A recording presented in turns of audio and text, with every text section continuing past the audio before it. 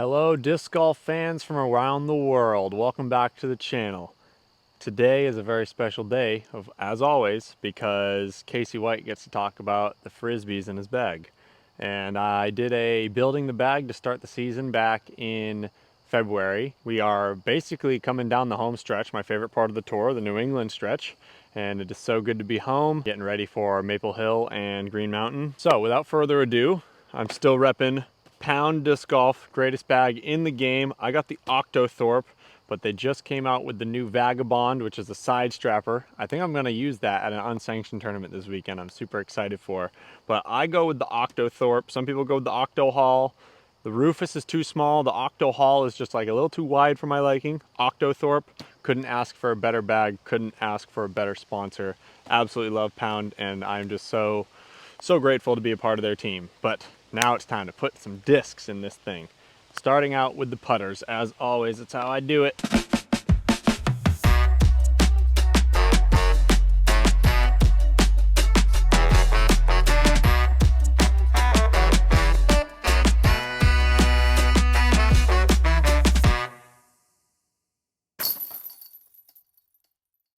A brand new to the bag pair of old P-line P2s. Now, anybody who knows me knows how long I held on to my putters and how much I cherish them and season them just to they're absolutely perfect. And basically, I know it's time to switch putters once I get on the course and I have a fear of missing right. I don't really want the hyzer as like a brand new pair of P2s, but my brain needs to know that they can move left if I put them out too far to the right. But P-line, stiff, but not too slick. Perfect blend for me, especially I got sweaty hands. We play in the heat for majority of the tour, and the P-line P2, I've been putting with these babies since 2019. This is probably my fourth or fifth career pair in 5 years. Like I said, I hold on to putters for years and years, but those ones, they just debuted at D-Glow in the bag. Next up we have hybrid throwing putter slash putting putter. This one I got from Caleb Bruce about 2 years ago. Nothing like a good pre-owned beat up throwing putter. That's how I always want my throwing P2s to be, is pre-owned, so they have a little bit of flip already. And I've done a lot of work to get this thing to the flight that I want it to be, but these ones are very stable for now. And this one has some flip to it. So if I'm not throwing this for like a hyzer flip to turn approach or a vertical sidearm scrambler in the woods, this is like my, you could say anywhere from 60 to 120. I might be tossing this thing, giving it a safe bid because it's got that slow glide, and I can just toss it on a baby Annie and it'll just sink flat. Now, one of my favorite discs in the lineup, and it's probably no shock to any of my fans, the Exo Tactic. Now, I switched last summer, so it's summer of 2023. I had always been a soft tactic guy, and I am now officially a hard tactic guy, and I haven't even thought about looking back. Kyle Klein is the one that convinced me, not because he was trying to convince me, just by watching him throw them. I was able to throw a hard tactic about 50 feet farther on a sidearm than I was able to throw my softs, and that's all I needed to see. But the one thing, I got the C-Line and the Exo Hard. C-Line very overstable, Exo Hard very straight. Now, one thing that I will say I have absolutely upgraded since the last time you saw me doing in the bag is backhand Exo Hard Tactic. I cannot get enough of this disc, whether it is what I call a Matty-O shot, just like a little one-step Annie floater to do a soft approach, or I'm power gripping it, ripping it on a hyzer in a dead straight line. That shot, I don't know what it has been in the past about like my problem with my form or just my release point or my grip, but I was never able to accurately backhand a tactic, and it just felt unfair that players like Niklas and Eagle were able to do it so easily. And now, and it's funny because I just watched Gannon Burrs in the bag, and he has the Razor Claw 1 prototype, which is kind of like my C-Line, and he said that's exclusively forehand. So who knew? I'm not the only one. The Sea line doesn't see too much backhand action. It's typically because I'd maybe reach for my MD5 for a backhand before I'd be reaching for the sea line tactic. But I do use it for backhands, but mostly for, like I said, that fan grip Matty O shot. This one will just kind of pan and drop. This one will pan out and flex a little bit. Now, a lot of people may be curious if the drop just came out, which is a slim, overstable approach disc, why would I still be bagging the sea line tactic, which is such a hard disc to find? Well, to be honest with you, I didn't want to I didn't want to stick with the sea line tactic, but I put the drop in my bag for the Europe swing. And if anyone knows, going to Europe, you have to pick and choose your soldiers. And I chose the drop, and I brought it with me, and it never got thrown once. And for me, that was enough to say, well, if I'm not going to throw the disc, I might as well have a disc in my bag that I'm going to throw. So the sea line tactic, back in the bag, better than ever. That's how you always got to do it. A little bit of time away means it's perfect timing for them to make the comeback of their life. On to the mid-ranges. This is going to come to no surprise to anyone who knows me and knows my bag. I do not play around a disc golf without a D-line MD in my bag, whether it is a jump putt approach, whether I'm trying to make a 200-foot downhill shot in a straight line. The D-line MD for me is basically the exact opposite of like a tilt, where the tilt can be like the ultimate scramble disc because you can do the crazy flexes and you can do skip shots. Well, this is, I can do crazy turnovers, I can do rollers, I can do stand-up sidearms, that late flip, or I can just basically get in range of the basket from anywhere inside of 100, 170 feet with a jump putt. D-line MD, all-time favorite for me. And this one has been cooking in the bag, I think since my first one broke. That was in August 2020. So that boy is going on 4 years in the bag, actually 4 years in the bag like right now. Now a new disc that, if you're familiar with the vlog, you may have seen me throw, but as far as in the bags are concerned, I've never had an in the bag with these in there. P-Line MD3. These are oldies, and just like my putters, I gotta love something really stiff with a solid amount of grip, and P-Line is just the answer. I've got this one that I got from Stash Discs. Shout out to Davis. He always has a bunch of gems on hand. And this one I got from my buddy Jared in California. And the white one, significantly beat in, significantly understable, as much hyzer as I could possibly put on a disc to then eventually get that late flip all the way turned over. And this orange one, it's a Oscar de Vikstrom Crush Boys stamp. This bad boy's been beaten in nice and smooth. I'm starting to get it to right where I got that slight hyzer. It'll flip up to the flat, and it won't barrel right like the white one, but it will do the dance. And that's what you want from a mid-range. Especially me. I prefer to throw all my mid-ranges, almost all of my discs, but specifically mid-ranges, I prefer slight hyzer, so, or a ton of hyzer. And this one's a ton of hyzer, a lot of flip. This is a slight hyzer, little flip. It's a good combo. We have the S-Line MD2, also known as the Fiend. This is the Glide King, dead straight, but there's one specific shot that I just cannot miss when I have the Fiend, and that is a scramble shot that specifically, like, anybody who knows me, I'm like so particular about my discs. I know every scenario that I've ever been in, so I'm prepared for every scenario that I might find myself in. And the Fiend is not a disc that gets thrown every round, but you gotta have it, at least for me. Certain spots where I'm gonna be pinched on the right side, the forehand can't reach there because it doesn't move right enough.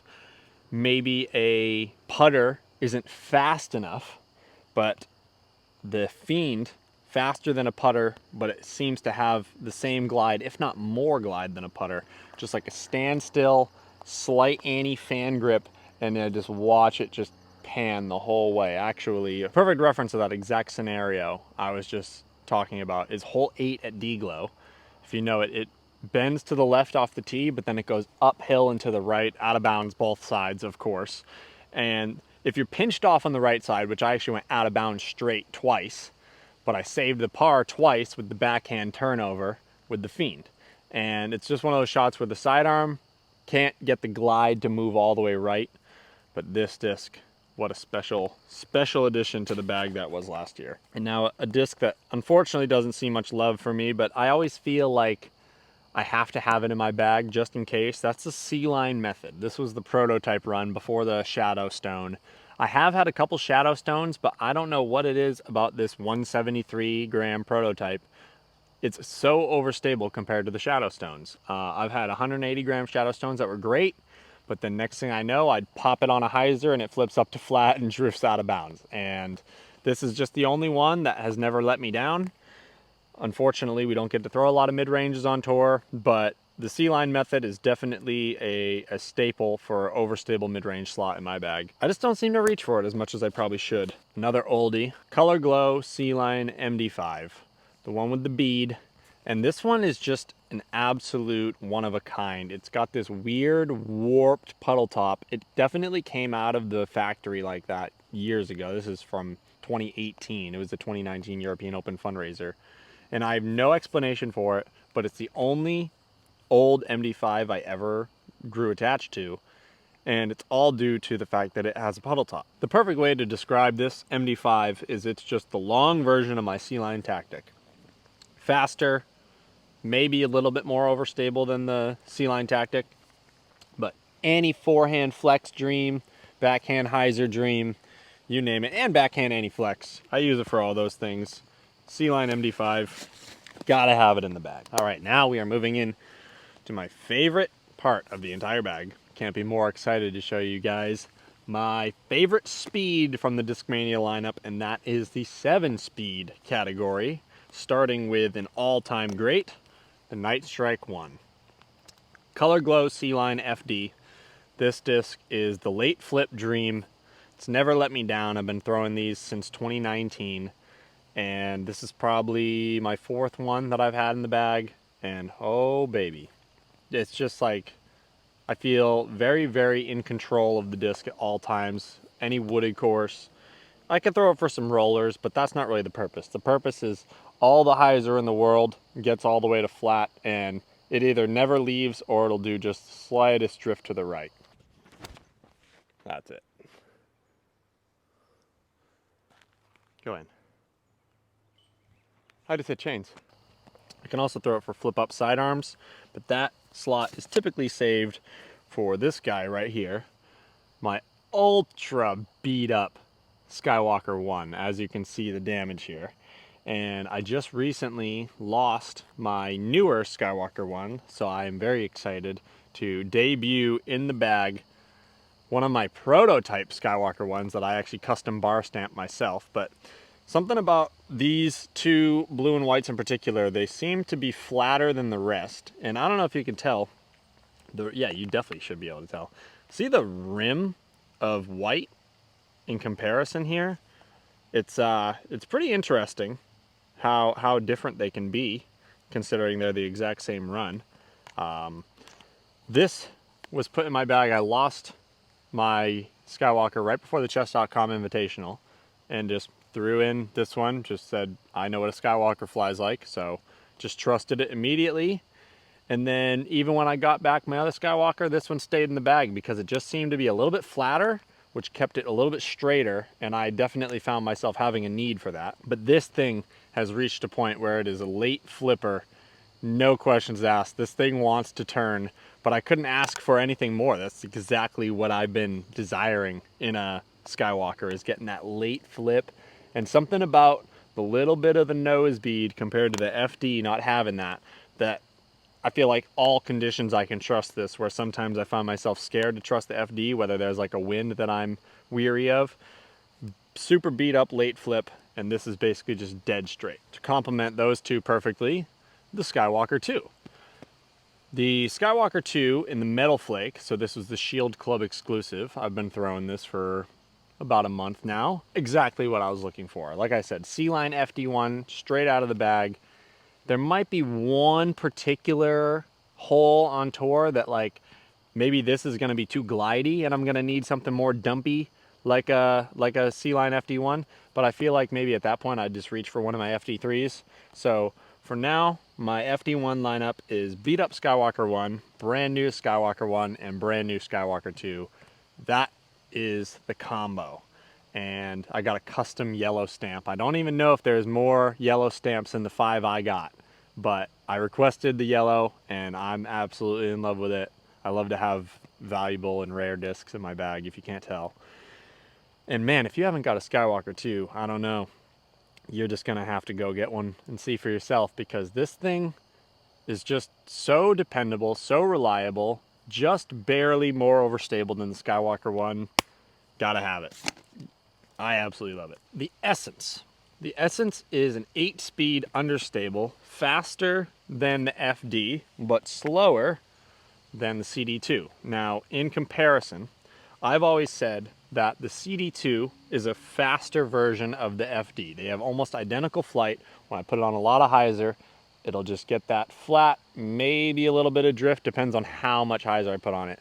But when you just need that extra flip, when the CD2 won't flip, the Essence, that's the answer to the call. I used to always treat this as a roller disc. I must have just not known any better. Recently, since I think Champions Cup, I just threw this thing on as much hyzer as I was humanly capable of and just let it fly and just watched it turn all the way over. And now it's one of my favorite discs to throw air shots with, because I can just bury it on as much hyzer as possible. And everybody always thinks, oh, there's no way, there's no way. And then what do you know? It breaks around the corner and I have the best drive of the group.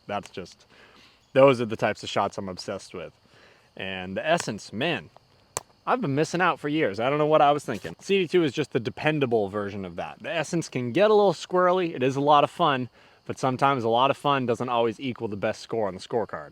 The CD2 is the answer for that, because it just seems to have a little more grit, a little more wind fight to it. And like I said, there's nothing more I could say about the CD2 and the FD other than hyzer flip dream. Flip up. Yes. Yes. Yes. Yes. Yes. Yes! Yes! Ace, baby, let's go! Dead straight once they flip up to flat. And CD2, man, what a great disc. I don't know how anybody could ever live their life without a 9-speed overstable disc in their life. And I've got 3 bad boys right here. This is the OG right here. 4.5 years in the bag. I got it from Simon, January 2020. This disc is my sidearm cheat code. I just absolutely feel the most confident I'll ever feel throwing a sidearm when this disc is in my hand. I'll throw it on a little bit of hyzer pop, maybe get it to flip up to flat, and then hyzer. I can really smoke it over on a little bit of hyzer and get it to drift. Anytime I gotta hit a gap and it's 300 to 350, this is the disc almost every single time. And now, another weird thing, I never backhand this. And it's just, at this point, I've got the FD1s. I don't need to backhand this. But even when I didn't have the FD1s, this was just like never really a backhand disc for me. It's been sidearm exclusive for at least 3 years. Color Glow FD3, this disc means a lot to me.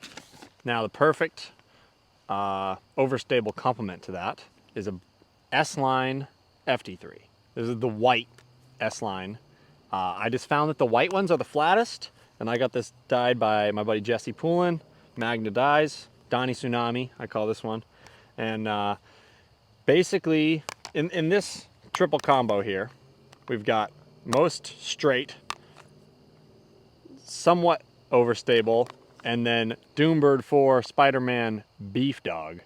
This thing is why I don't need a splice. I can't even fathom that Gannon Burr bags a Doombird 4 and a splice. This thing is so overstable that it does what a splice does, but it's got that slight bit of dome that it feels like it's a splice with glide. And maybe that's why that other people throw the splice instead of the Doombird 4. But I know me, Gannon, and Gavin Babcock all love the Doombird 4. I'm glad I finally jumped on the train. These 3 FD3s as a combo doesn't get any better than that. My second favorite mold in the Discmania lineup behind the FD1, the DD1. And this is something that I always think is funny because Gannon gives me a bunch of crap for bagging so many DD1s. But like, he's got a bunch of overstable crap that I don't feel like I have the need for. I've got a couple overstable discs. I have a bunch of understable discs in my bag because I like the hyzers, he likes the Annies. It's just the beauty of disc golf that everybody has their own style.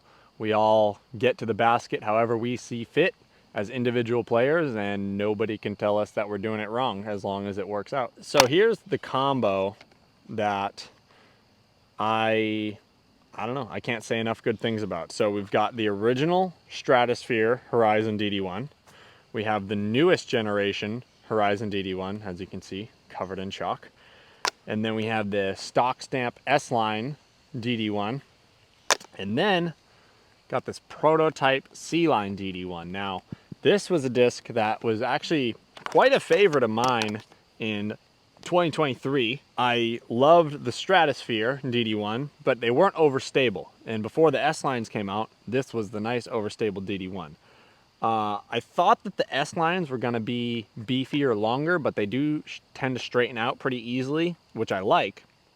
So recently, I've really found myself calling for the overstable C-Line DD1 back in the bag. I couldn't be more excited to give this disc the opportunity to shine once again, because I have thrown some special shots in tournaments with this in the past.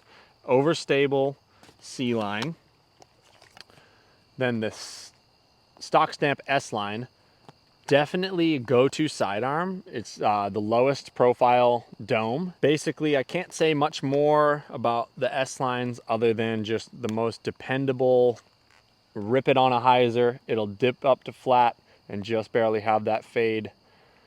It's like, it's such a simple flight that it almost can't even be described. Same thing with my sidearm. I just put it on a baby hyzer, it flips up to flat, and then it just barely hyzers out. And that's just a shot that I used to try and force with cloud breakers, and it feels like it is like half the amount of effort when I'm throwing this S-Line DD1. Shout out to Dies by Ellie for that one right there. Then we've got my Send It Bubs stamp newer generation Horizon DD1. And wow, these things really surprised me. I know Broderick loved them. Broderick was there when I got my first box, and I was like, all right, Broderick, you've thrown these. Which color should I bag first? And he was like, you gotta go blue and yellow. So I got the blue and yellow, and I got the black and yellow.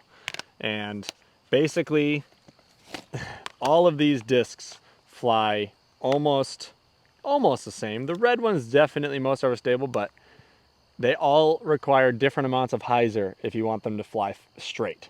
The red one, you basically throw it flat. The white one, you give it the slightest hyzer. The blue and yellow, you give it about a 45, and then you got Charlie Woods here. You give him like that much hyzer, and they all will do their dance. Flip up to flat. This one will give me a little bit of drift. Oh baby, is this disc a dream. Charlie is the descendant of Tiger. It was my OG Horizon DD1, which he's in my extras pile, but right here. So we got Tiger Woods, Charlie Woods, Flippy, not as flippy, but getting there.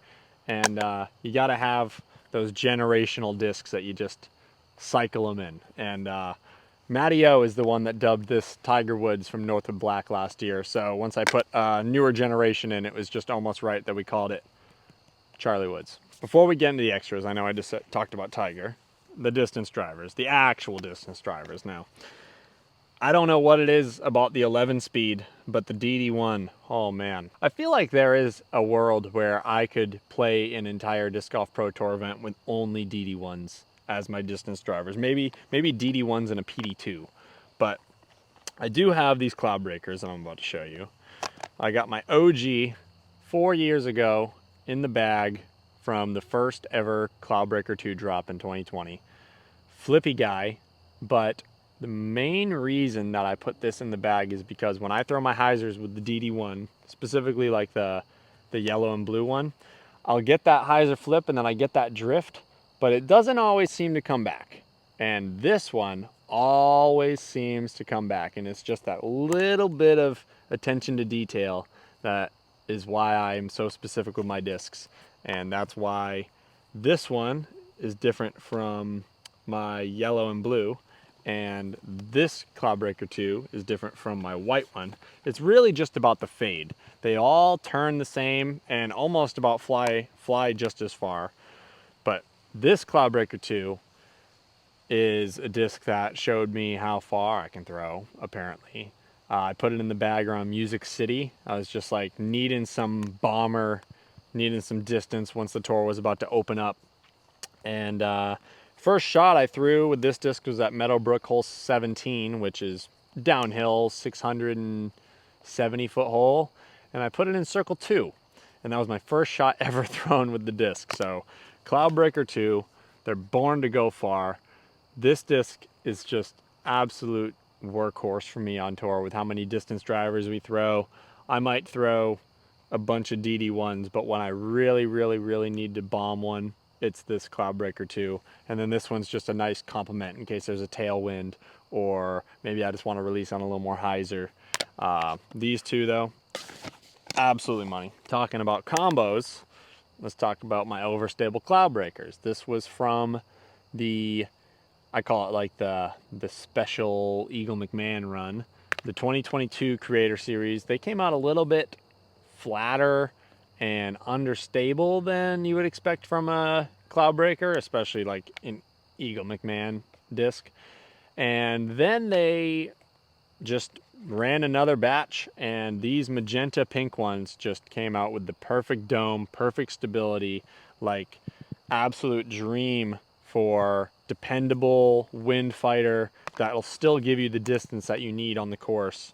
When I first got this one, I was throwing it on these crazy anti-flexes at Milo, and I just felt like there was nothing I could do that would make this disc turn over. And this one I actually got from Kyle Klein, and he gave it to me used, and that was what I was looking for, because this was so overstable, and this was just absolutely money. And this has been in the bag over a year now, and it just keeps getting better.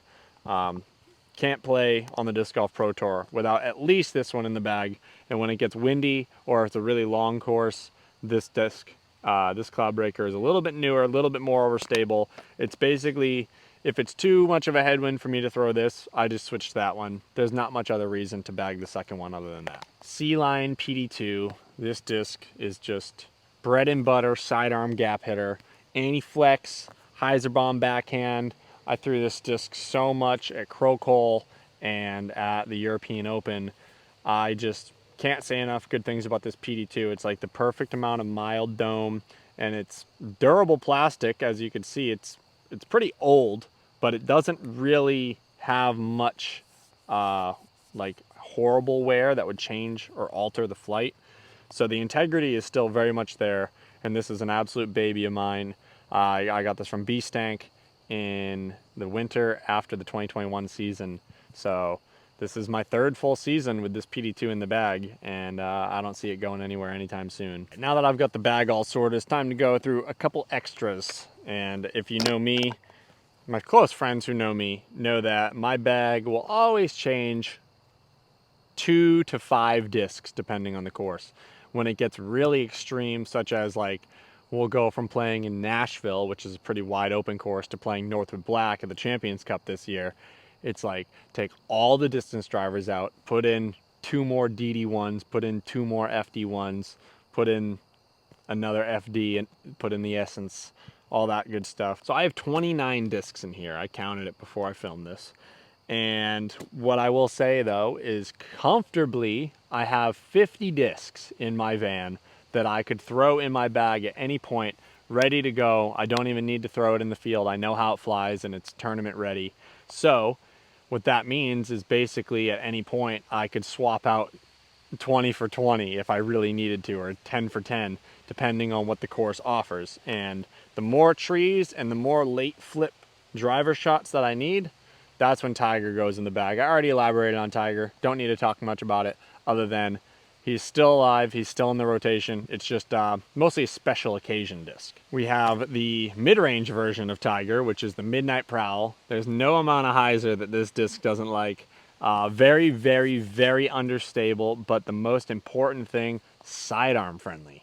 I was at the West Virginia Open 2 weeks ago, and we were playing some crazy wooded holes, and I was throwing this thing like vertical sidearm, hitting it through a gap, dancing it left through some trees.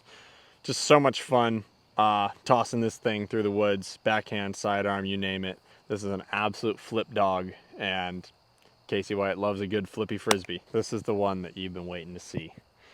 But it might not be for the reason that you think it is. We have the original Just Send It right here. And I have to say, this is one of the longest tenured discs in the bag, similar to my Cargo FD3. January 2020 is when I got this from my buddy Marcus. But it might not be in this video for the reason you're thinking. It's not in the bag anymore. You might have noticed that. Diehards who know Discmania players' bags will know that they didn't see this. And it's because I think I have decided to retire Just Send It. There's just something about this disc. I absolutely love it. I absolutely adore it. It's made me a lot of money. I've thrown a lot of very, very, very special shots with this disc. But the flight that I've always desired from this disc, and it would deliver, was I can just torque it on as much ante or just as hard as I want, and it will just do that slow pan glide without like that hook back at the end.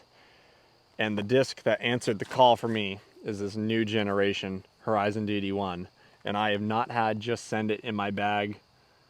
I might have brought Just Send It to Europe, but maybe I didn't even. I can't even remember, but I remember I got these at the Preserve, and I don't think I've thrown Just Send It since the Preserve. So that says a lot. That says a lot as a disc that I have long tenure in my bag. But really what it comes down to is like my discs mean so much to me. Every single one I feel like I have an emotional attachment to. They mean so much to me, and that is why I would rather retire this and have it for the rest of my life on the shelf than ever risk losing it. Especially at like the toboggan. I used to throw this disc at the toboggan. This year, thing could have been lost like 10 times. Man, the rough is bad out there, but enough said. She was a good flyer, and she may fly again. Who knows? We'll never know. But Just Send It. She's treated me well. Skystone PD2. There's something about the dominess to this one. Most overstable PD2 with glide that I think I've ever thrown. We used to have like the metal flakes and the lusters, but I feel like this one is as overstable as it gets while still maintaining the glide. And when it gets really windy, this is the one I'm reaching for. This yellow Huck Lab one doesn't quite have that grit anymore, but this one was made for that grit. Super overstable. No amount of anhyzer is enough. And I really want to start leaning on this disc more. It's just a matter of getting the reps in and really putting the time on the course with that disc in the bag. I guess you could say the last two discs we got here are polar opposites. This is the S-Line DD, brand new from Discmania like a year ago. I absolutely love this disc, and you might too, but I almost exclusively use it as a roller, but it is a fantastic roller disc. A lot of people are using the Function right now, but the Function is like, you know, a slower option. Typically when I'm going roller, I want a little more distance than what the Function offers, so I go with the DD. I can't remember any time I've tried to throw this disc in an air shot. It's almost always exclusively a roller, but I have tried to throw some crazy sidearms with it. But DD, if you've got 400 plus arm speed, just a money roller disc. And last but not least, couldn't go a video without mentioning the tilt. And this isn't just any tilt. This is the Send It Bub C-Line tilt. And yeah, these are one of the most rare discs that are probably in our lineup right now. I haven't thrown this one too many times, but a tilt is a tilt. You can never go wrong. And I'm as happy as ever to see a tilt with my stamp on it and not Simon's stamp on it. So that's just special to me, but you know, you never know when you're gonna need to rip out upside down tilt just to get the people going. And honestly, I'm one of the players on tour. I think it's only me and Thunder Schultz. Eagle had done it in the past with the tilt, But I do throw upside down tilt in tournament. I have, what do I got? I've got at least 3 birdies on the Disc Golf Pro Tour with an upside down tilt. I watched Thunder Schultz get a upside down mutant birdie on hole 4 at Lake Eureka, and that might be more impressive than all of my upside down tilt birdies. You gotta have a tilt. Like, I keep it in the van. It's not always in the bag. Like I said, these extras right here, they can just go in the bag at any moment in time. Maybe I'll play my practice rounds and I'll be like, man, I just felt like I was just missing that one shot on hole whatever. And I always just have some extras that can go in the bag at any time, ready for the call, ready for the promotion to the starting lineup. There's something about filming it in the bag. It just feels like I'm introducing you to my family, because these discs have traveled across the country with me, and I have so many good Discmania discs in my possession that for each individual one of these discs to make my bag, they had to really, really outperform a lot of other really good discs, and maybe look pretty cool as well. Donnie Tsunami. But man, in the bags are so much fun for me. I absolutely love my discs. I love my bag, and I love my sponsors. Shout out to Discmania, closing out the season right now. We got about 2 months left. One last push, final grind. And before we finish up, I do want to give another shout out to Gerald Brown from Disc Dust. He is my chalk sponsor. He's the only chalk that I use. I don't know what it is about it, but he uses the highest quality that he can find, and it is exactly what I'm looking for when I'm looking to trust my grip on those hot and sweaty rounds on the Disc Golf Pro Tour. Thank you for watching, everybody. This was another In the Bag with Casey White. Some of you might think that I talk way too much, but I know a lot of people like to hear my very, very in-depth analysis of each individual disc and how it serves a purpose to me as a player. And like I said, I got 29 discs in here. The Octothorpe, you can probably hold more if you were to go with less mid-ranges, but yeah, that's what I got going on, and it's time to get back out on the course and let these puppies fly. But once again, thank you for watching. Like, subscribe, and we'll see you next time.